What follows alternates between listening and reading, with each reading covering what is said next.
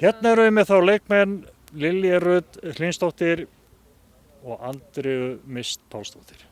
Stelpur, þið eru að koma úr hörkuverkefni, þið voru að skjóta ykkur í bikarúrslit í öðru flokki á móti Blikum. Framlengt, eru ekki alveg dauðþreyttar? Jú, ég viðurkenni það nú alveg, ég er alveg búin en þetta á þess virði og við börðumst alveg eins mikið og við gátum og skila okkur sigri. Segðu mér eitt hérna, þegar er verið að fara með leiki svona í framlengingu, skora 110 mínútur, verður það ekki bara sætara? Jú, sérstaklega á móti Breiðablik er ekkert skemmtilegra en að vinna þær. Stelpur, það er búið að vera mikið sigling á ykkur í undanförnuleikjum eins og kom fram í viðtali við Jóa, fullt af mörkum, ekki verið að fá okkur mörg mörk. Hvernig er stemmingin fyrir morgundaginn, Lillý? Stemningin er ótrúlega góð, við erum bara að halda áfram að byggja hana á góða sem við erum búin að gera. Við erum allar tilbúinir í leikinn.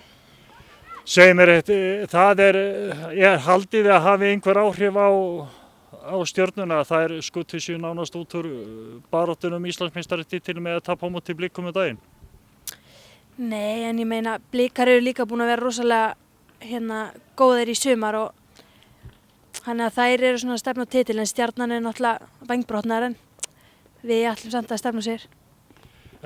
Stjarnan, þetta er hörkulið, þannig að það er hægt að vinna þannig að þið þurfa ekki að óttast. Nei, auðvitað ekki, ef okkar besta þau getur unnið hvaða lið sem er í deildinni. Við höfum sýnt það í sumars. Lilli, þú ert klár? Já. Andrea? Ég er alltaf klár. Er ekki þrjústi heimi Hamar á morgun? Jú, algjörlega. Stelpur, gangi ykkur vel. Takk fyrir.